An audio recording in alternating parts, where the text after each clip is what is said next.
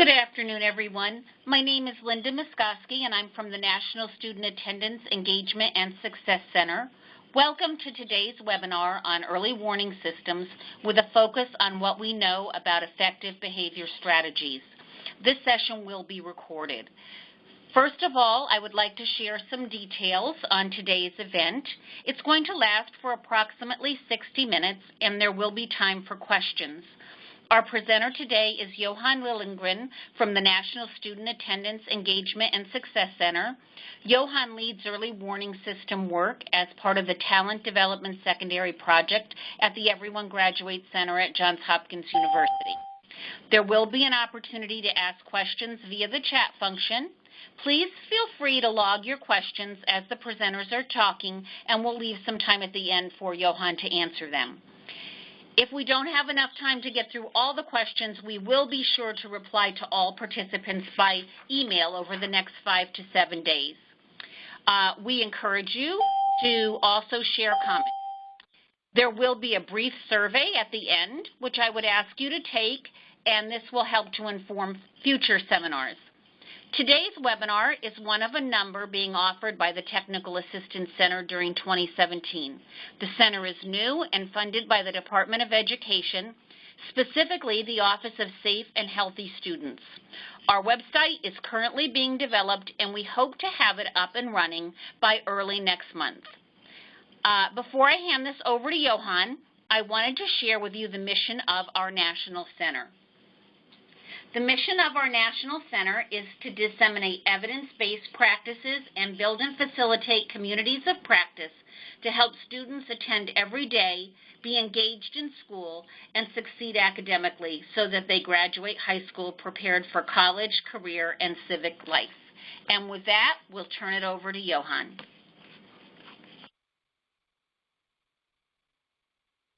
All right, great. Thanks, Linda. Let me get my slides back here. Sorry about that. Okay, so thank you everybody for joining the call today. I'm going to share a couple of things about the center before I dig into the content for today, and just to share with you a little bit about things that are coming up, building on what Linda had shared. So our National Center has two kind of main components that we're working on, and one of them is a continuation of a project that started last year around Success Mentors Support Network, My Brother's Keeper Success Mentors Network, with a focus on addressing chronic absenteeism. So 30 cities from around the country are part of this network and are continuing that work. So we're supporting them as part of the National Center, as well as sharing practices and learnings from that work to other interested cities and states. And the second part is we're doing a lot of information sharing and trying to build up work around early warning systems with a particular focus on chronic absenteeism.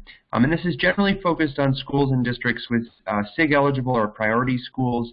So trying to see how we think about early warning systems as a school improvement strategy. So as Linda said, our website is coming soon, so the web address you see there is not live yet, but hopefully will be live soon. I also have the director, one of the directors of our center, Patricia Villani. I put her email address there as well, and you can reach out. For the Success Mentors, we still have the website going from their previous work, so that you can access that as well.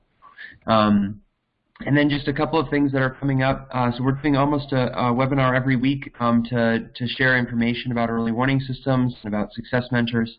So there's another one around effective data meetings next week on the 15th. And then one of our big events that we're trying to do this spring is to do a virtual convening on April 3rd and 4th. So registration will be opening this week, and we'll be sharing that out. So if you registered for this webinar, you'll be receiving that as well. So. All right, so what we're going to talk through today, and I'm going to share a little bit on what we've learned around some of the early warning systems work, especially around behavior. I'll do a little bit of introduction just to what early warning systems are. Not too in-depth on that, but I want to make sure if you haven't been a part of early warning systems, some background information. And then I've divided it kind of into two different parts. So one, kind of what we've learned about the behavior indicator in early warning systems. So kind of what research has shown us about what behavior is predictive and how we think about that, how it might inform our intervention approach. And then the second one, sharing kind of how we've seen behavior strategies play out in early warning systems, and a couple of ideas, I think, for what's next and areas to think about and explore. So to start with just a little bit of background on kind of where early warning systems came from. We really see this as a bigger picture initiative. We know that dropping out of high school has huge implications for students. So students who drop out are more likely to be unemployed, be incarcerated, have health issues, and oftentimes pass these on from generation to generation. So obviously for a student it has huge implications. But if you have concentrated areas in communities, in areas of cities and states, it has a huge implication for that whole community and that whole state, and arguably, we really argue that our whole country, it impacts our whole country. So we really see this as a comprehensive, it's an issue that faces all of us. The second thing is that we've done in our center, done research on graduation rates, and I've done an annual survey of graduation rates across the country as part of a Grad Nation report. And we've seen some really good things. So we've made great progress across the country, and we're above 80% as a nation in terms of our high school graduation rate, from about 70%.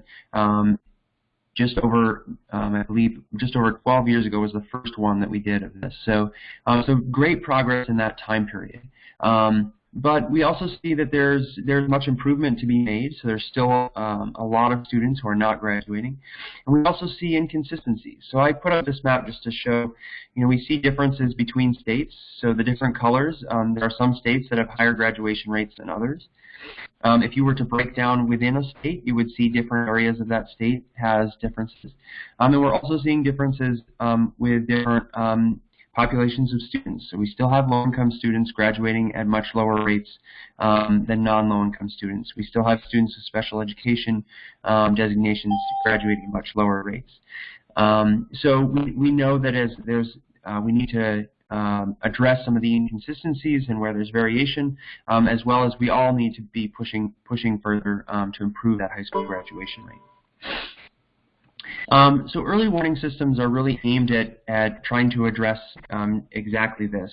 So the kind of intermediate things that early warning systems are aimed to improve attendance, improve student effort and engagement, course passage and achievement, promotion rates, which ultimately lead to better graduation rates. So when we first started this work around early warning systems in kind of the mid-2000s, I'll share one study that one finding from a study that we did around basically trying to figure out which indicators were most predictive of a student who would fall off track. And so we looked at all these different characteristics of a student, trying to figure out were there some that were more predictive than others. And we found that there were 4 of them, which we've really talked about as 3, but 4 things that really came up as the most predictive of students who would eventually drop out. They were students who had poor attendance at the end of 6th grade. They were students who had a behavior mark on their report card at the end of 6th grade, and they had failed math or English at the end of 6th grade as well. So we have thought of those as the ABCs, so attendance, behavior, and course performance. But course failure was really, in this one, was math and English. And we found that students who had any one of those, if you follow the chart that's on the screen, so we followed that group of students who had one of those indicators. So if you looked at the green line and followed that down, you would see that that group of students, by 7th grade, we had already had down near 60% of those students who had failed a math or an English course were still on track with their peers. And that continued to decline all the way through to when we would expect them to graduate from high school. So what our overall finding in this was that only 10 to 20% of those students who had an indicator at the end of 6th grade graduated when we would expect that they would. So not only did it show accurately who those students are, but it showed long before they dropped out. We saw these flags for students. So from this research, what's really helped us design early warning systems and think about this is that we know these are risk factors. So these attendance, behavior, and course performance risk factors are part of this. The interesting piece of this is that we also see them as success factors. So we've seen in other studies that high achievement in those same indicators is actually predictive of students who will most likely graduate from high school, and we've seen as well do well in post-secondary.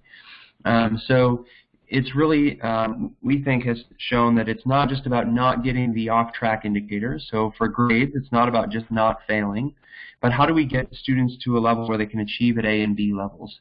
And that's those students who are at A and B levels, we're seeing those students, virtually all of them are graduating from high school, and higher percentages of them are enrolling and succeeding in post-secondary space.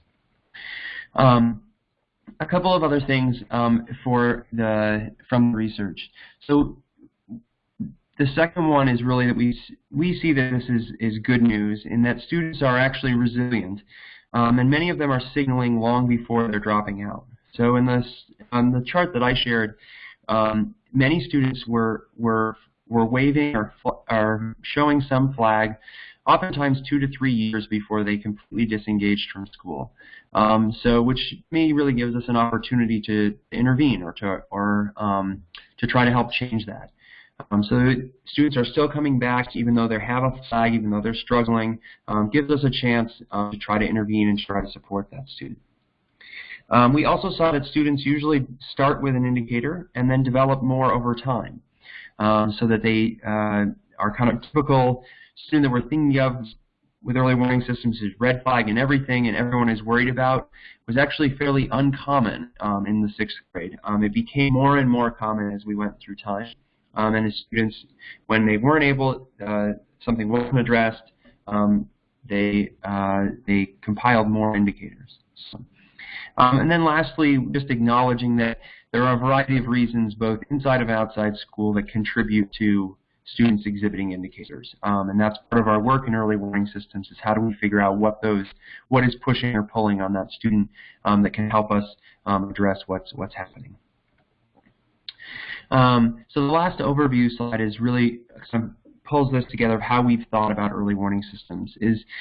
There's a lot of work done around the indicator side of it. So we need reliable, valid, predictive data that's well organized, easy to use, and it helps school staff members, district staff members take action. So there's a lot of work around that in terms of organizing that data, making sure it's accurate, all of those pieces to it. We really think that this is half of the puzzle. That if we don't pair this with an intervention system, that we're really not solving our challenge. So we've really tried to talk about early warning systems as both sides of this, as this is together. It's not just an early warning data system, but it has to be a combined early warning system. And we'll talk through a little bit more about the intervention approach that we've seen schools use in this, that we've seen be helpful and impactful on meeting the needs of students. So to start with, part of this is just what indicators. We'll start with the data side of it, and what do we know about indicators? What indicators are predictive of students falling off track, and what do we know about indicators that might help us think about interventions? So the first thing is that we know that no suspensions or no mild misbehavior, that both of those are important. So suspensions are very important. We need to make sure those are the students are not being suspended, and we're also trying to push towards not having misbehavior or office referrals, things like that. So there's a couple of interesting things that we've found in this. So again, suspensions are important. We know that students who are suspended usually need intervention or support. Make sure it doesn't happen again. But what we found in a number of different places is that students with mild misbehavior, so those kind of day-to-day, intermediate or mild things that might be happening are falling off track in much larger numbers. And those, in many times, were actually more predictive than the major incidents. So we need to think about how do we track both major and minor things that are happening. And if you think about, I think about this one as two different students. So if you have one student who is seems to be getting along well with classmates, doing well in multiple different avenues, able to work with multiple different adults, has a serious incident, gets into a physical altercation with another student, and ends up getting suspended. So that student is going to be flagged for sure. Obviously, it's a serious incident. But able to come back and then reintegrate back into school and seems to be able to do that. You have your second student who's who has not been suspended, so would not catch on our suspension flag, but continues to have challenges with peers in multiple spaces, so both within class and outside of class, has challenges with multiple teachers, so has been getting referrals from multiple teachers in multiple places of the building, is kind of struggling with those day-to-day interactions of what it means to be successful in school. And what we've seen is that student, in many cases, that student is more of a flag than the one-time incident. So we know that they both matter, but I think when you think about those two different types of students, what both those students are facing or going through, be a different approach in how we respond to that. So those are kind of the two big things that we've found in this. And then the second thing around indicators I just wanted to share, and this one we know less about, I think, but I wanted to put it out there as I think this is really the space for growth around the behavior indicator, is we think of suspensions or misbehavior as kind of our off-track or sliding categories. So those are our flags, our risks. That's what we need to pay attention to.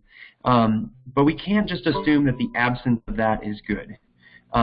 So we want to think about, what's on the positive side of that? How do we measure? How do we teach those skills and behaviors that is not just eliminating those negative things, but moving towards that positive? So that's the other side of it that we want to really go toward. There's not a consistent or consensus, I think, in how to do that. So I think that's really the next where we want to push in this, is that we're not just trying to eliminate the negative behaviors, but how do we teach, how do we recognize, how do we measure those skills that we know students need to have in order to be successful. All right, so that's kind of a little bit on the data side, which I think we've thought about a lot because it I think helps us inform kind of the types of strategies that we've used.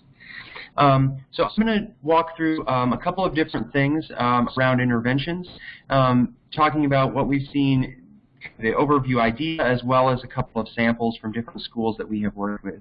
And these are samples and examples of it. So they are, some of them have research backing behind them. Some of them have not been studied more in depth. So know that there are a variety of different things that are there.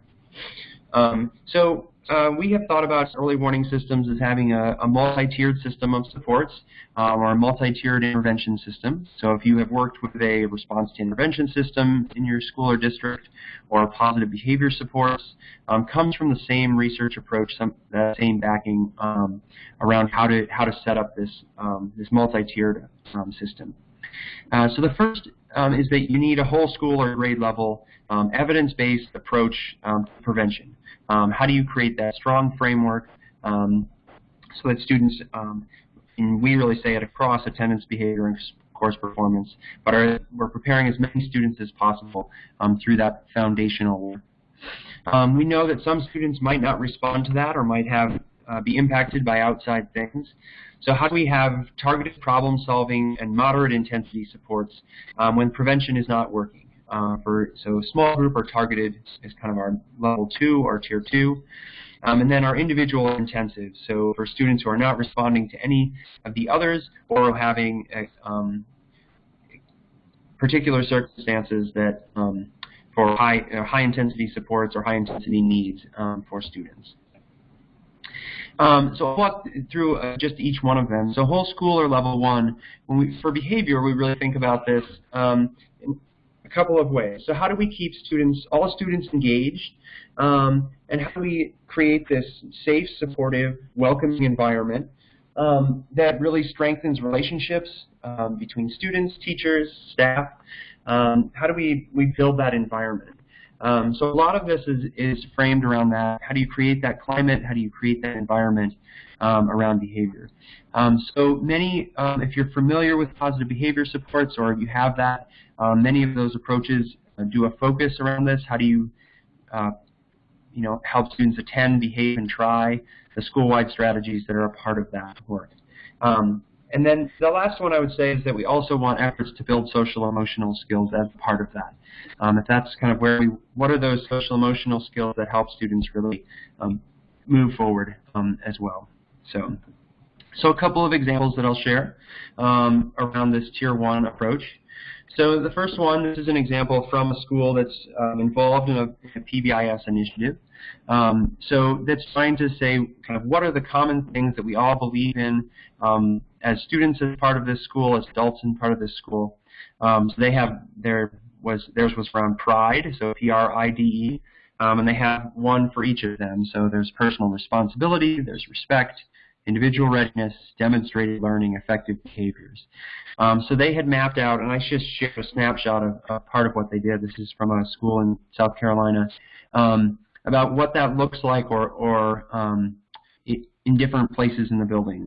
So they've done it different places in the buildings. I've also seen schools where they're doing this in different types of classes, really trying to think about what these different things look like and sound like in different places in your building. So I've seen a lot of schools do things like this to create that Tier 1 approach. How do we have consistent language, consistent expectations across all students and across all adults in a building? Excuse me. The second one that I'll share is taking this idea of the kind of on and off track and high achievement categories and building it into into classroom practices. So this is not this is from a French class actually, and they were helping students try to think about, okay, where do I need to go? How do I move up the continuum? So for them, I want to be a high novice. So how do I show that I can do that? How do I show proof of that? So again, setting common expectations across that classroom. So this is kind of the classroom view of that for what a student should be able to do in that, how they could demonstrate that within it. So it's using kind of the same framework as we've seen in early warning systems, but making it for a very classroom-specific example. And then the third one around behavior that I'll share, and I'll talk a little bit about this, but this is a school in Ohio, and they're doing work around restorative practices. And so they have done, folks are familiar with the work around restorative justice, around a situation where there has been, basically the approach is that if there's been harm in a situation, you have to try to repair that harm. And so there's folks who are working on this, and this is a school that was working with the International Institute for Restorative Practices and trying to build community before those things happen. So how do we build community among our students and adults so that we're ready for those things? So all of it being the preventative, how do we create this whole school approach around behavior strategies before we're talking about and thinking about interventions? All right, and then last one I'll share there, and then I'm actually I'll pause for a minute and see if there are any questions so far before I kind of dig into the last things that I wanted to share. But the other piece that we often see for whole school things is that we're doing whole school incentives or recognition events, and I just wanted to share one thing on timing that we've really found, and this is actually from someone who looked at kind of how we rewarded students and was trying to figure out kind of when students change behavior. We really saw that if the time period was a month or more, that the motivating power of that incentive really disappeared. So we saw that these things that we oftentimes do in terms of like an end-of-year perfect attendance, things like that, which are good, positive events for school. But if we're trying to think about that student who's never gotten that perfect attendance, how do we help them change their behavior? He was really seeing that there's not that, you're not seeing that change behavior. So you have to think about the timing of that. So the second one is that we have to think about inputs and outputs. So it can't be just how do we get the you need to get better grades, but what goes into that? What effort goes into that? How do we reward that effort? Recognize some of those different things. So that's just a couple of things I shared around whole school, kind of that preventative framework, and a couple of examples of things that we've seen be impactful for that. So I'll pause there for a minute. Linda, I don't know if there's any questions that we can grab now before I jump into the last part. So we don't have any questions just yet. Okay. All right, I'll wait for just a second, and then I'll dig into the last section of items.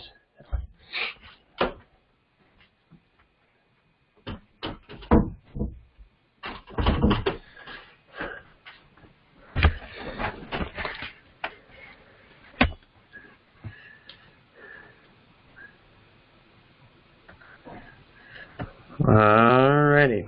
If there's nothing yet, I'll keep moving along, and then we'll stop again at the end. And if there are questions or comments that folks have, we can take those then. So, all right. So the kind of moving down to the second level, small group or tier 2 or level 2. So interventions designed for a small group of students exhibiting behavior issues and have not been successful with level 1. So we've seen a lot around this. So I kind of 2 examples that are there that we've seen.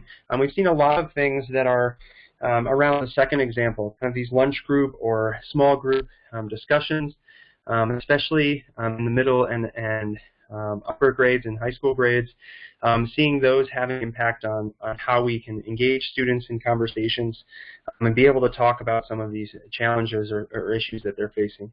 And a way to make it a group about not a group about negative of students who have low self-esteem or something like that, but you can be about empowerment or about a leadership group or different ideas like that that you can really take and run with. So they are harder to, I think, conceptualize in some ways, but I think we've seen even some simple practices like having a weekly lunch group for a group of 5 students can have an impact on addressing some of those behaviors. The other thing that we have seen is teaching of particular lessons or topics in those. You can do that within those small groups or within classes as well, but it's another way to tackle those. So, and then the second thing is I would say that I would look at these both as kind of both for the I don't know if positive and negative is the way to think about it, but I mean, sometimes we think of behavior as just addressing negative behavior, but also I think we want to think about it as promoting positive behavior. So after school chess club, things like that you're promoting problem solving and strategic thinking, these different things that you would learn from that, from learning different strategy there. So thinking about both kind of I don't know if positive and negative is the best way, but that's the best way I think to describe kind of those different avenues of it. All right, and then the last one is our intensive or level 3. So interventions designed for individuals or a few students who are continuing to exhibit behaviors and have not made progress from other interventions. So more typical thought of these, more case management or counseling supports, some home visits or family interventions or supports around, so we've seen it around chronic absenteeism, other behaviors as well. So more intensive, more designed for individual students. So, and with this, we've really seen that for all of these, so especially for tier 2 and 3, that adult advocates are incredibly important to make this happen. So we've seen that have impacts in 2 different ways. So one, we've seen that students who have better relationships and more relationships with adults, it impacts their motivation and effort. So we've seen how students respond. They respond to that through surveys as well as we've kind of monitored different ways. So we're seeing impacts in motivation and effort. but we're also seeing this idea of a problem-solving capacity. So if a student is having a challenge outside of school, if they don't have a relationship with an adult, they are much less likely to ask for help in that, to look for an adult who could advocate for them or help them solve a problem.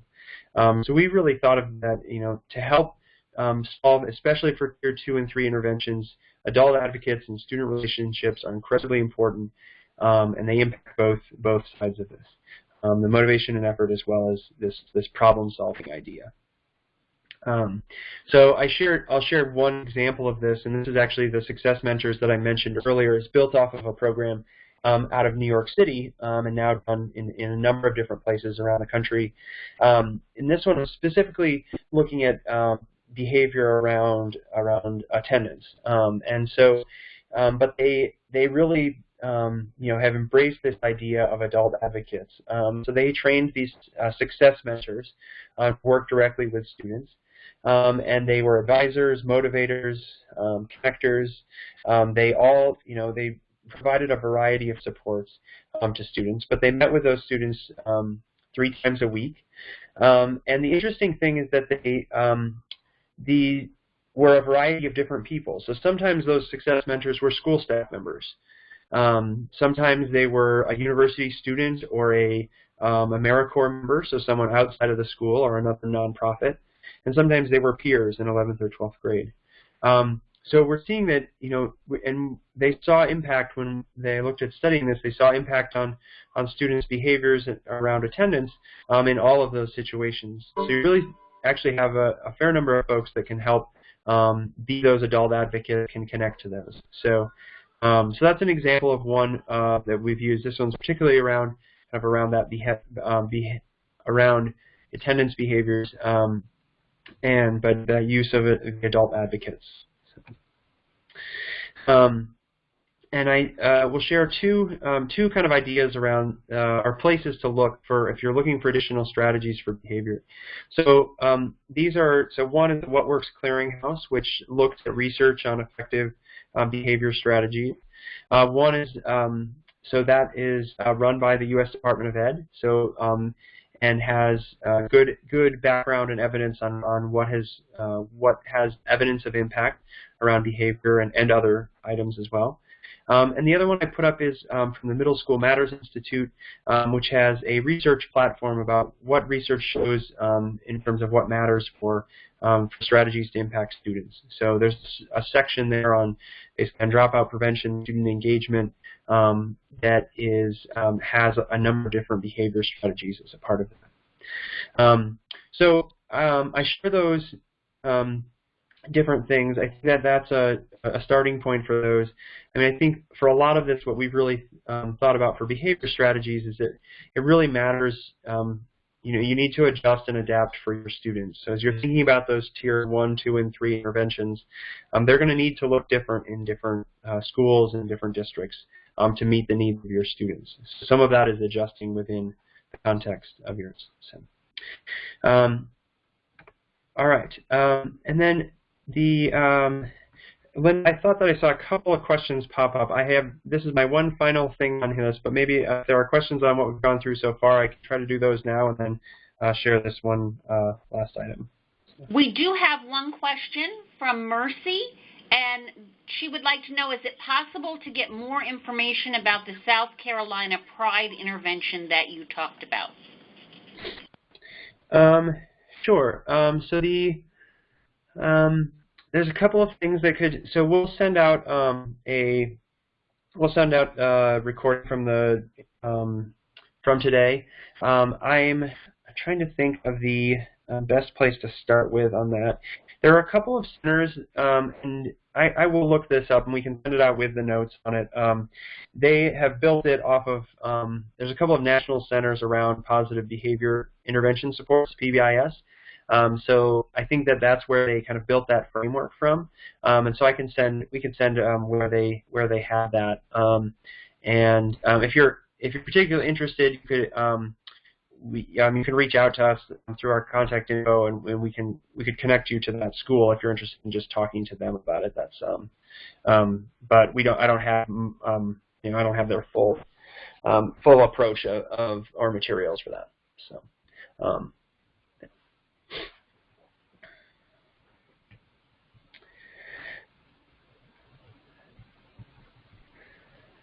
That's all the questions for now.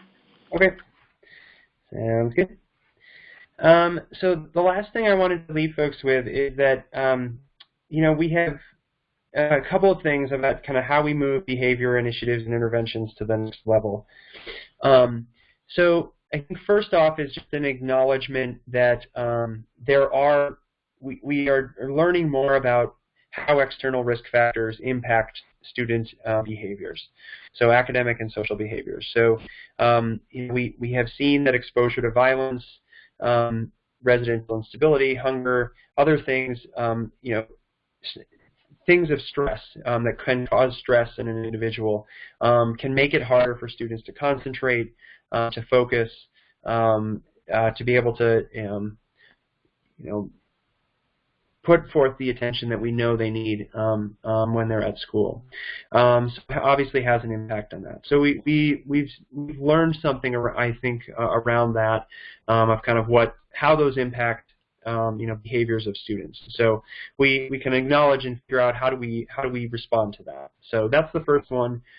The second one, I think, kind of on the flip side of that, is that we've really, alongside that, learned some good news from brain science, in that we know in some cases there are negative impacts from experiences or environment, but we also have seen that the flip side of that works as well, is that there are positive developments from experiences and environment. So how do we try to create that environment, that experience that a student can have that help them show that that effort can lead to success? How do we show that experience for them in school? So I think there's both sides of that acknowledgement that there's external factors that impact it, but also that we've been able to shift that through experiences that we can provide for students. So that's the first one. The second one is that an acknowledgement that academic behaviors are part of student success. And so this is from the ACT, the makers of the high school test, as well as some other tests and curriculum. And they really, this is when they were looking back at it, they saw that predictors of high school success, that just under a third of that was around academic behaviors. So which is around motivation, self-regulation, engagement.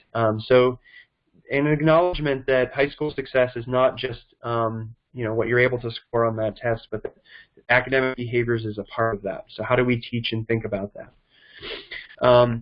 Again, similar idea, folks from the University of Chicago trying to figure out why grades seem to be so much more predictive of future student success than test scores. And this is from a study, or what they had compiled from a number of studies around non-cognitive factors, that you're measuring something else in addition by grades.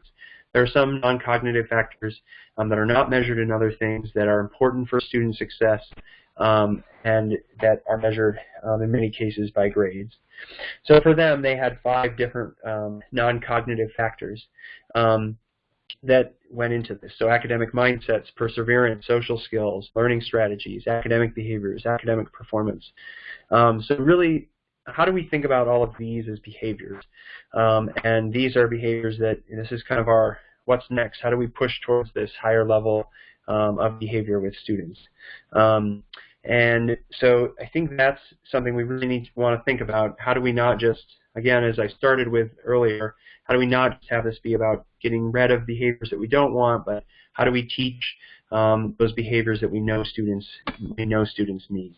So, so as I shared before, the kind of the data side and the intervention side. So for data system side, minor and major incidents, types, times, locations. There are other, there are systems out there that help you track and monitor that. And then how do we take this to the next level? How do we think about cognitive skills, social emotional skills? How do we build that into some of our data systems? And then the interventions and initiatives, how do we teach, model, recognize skills? How do we teach these resiliency, self-management? And the last idea is kind of how do we build this idea of success scripts into students' heads so that we're not just so that a student who is not seeing that, they don't see that effort leads to something, how do we help that student build in that effort leads to success? Build in that what that can look like for a student. So the final thought I'll leave with you, and this is from the Gallup survey that they do each year, and they survey for this particular one looked at 5th to 12th grade students about hope and engagement. And this is, I think, is kind of the power of behavior, but also I think the challenge in doing it. So first around hope. So one, they thought of hope a little bit differently. So they think of it just not as just kind of this pie in the sky hope that something might happen, but that it involves taking positive thoughts about the future, putting resources behind it, and gauging progress until it happens. So we've seen that it can drive attendance, credits earned, and GPA. We've seen variations by place. And interestingly, we've seen that many students are confident in their future, but don't necessarily know the steps to get there. So one that I'm reminded of in Chicago, where they saw that almost all of their 9th grade students said they wanted to go to college. So they were super high percentages of kids were saying that, but very few of them knew what the steps were to get there. So how do you fill in that gap? And then around engagement. So the challenging side of this, I think engagement varies by grade. So it's highest in its late elementary years and then declines. So how and to show that, I mean, and this is challenging, I think, for adults in this, is that students are saying that it's directly linked to value on their schoolwork. So almost 75% with 5th graders were saying that they received recognition or praise for doing good schoolwork.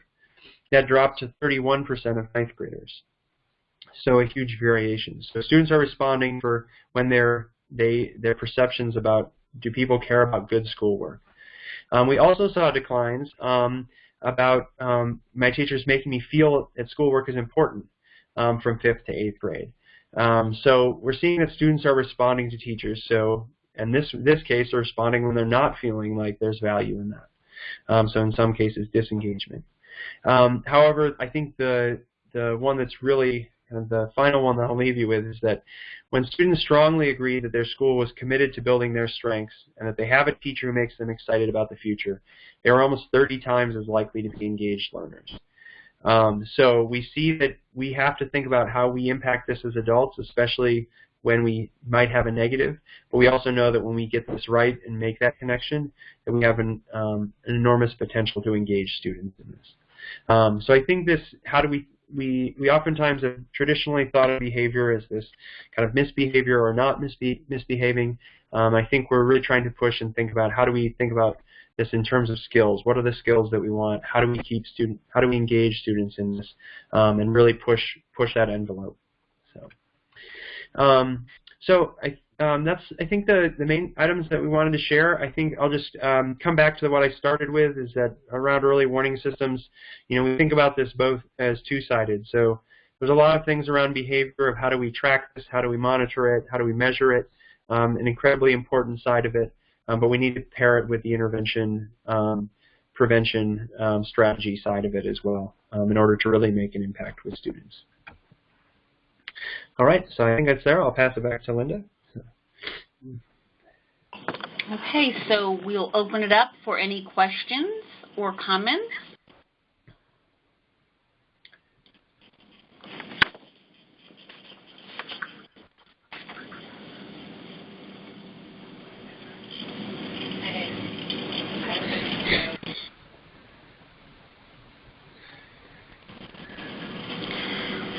Johan, I don't think we have any questions or comments.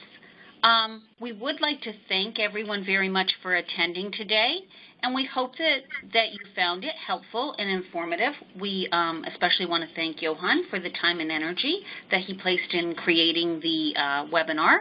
And we would also like to ask you if you would please complete the short survey on today's webinar. I'm going to be putting that SurveyMonkey address in the chat box as well, and it will also be on the posted version of today's webinar.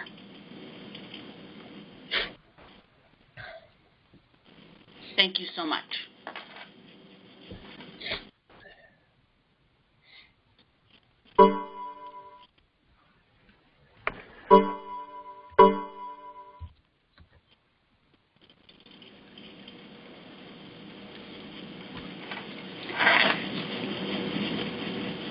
Thank you, Johan, so much.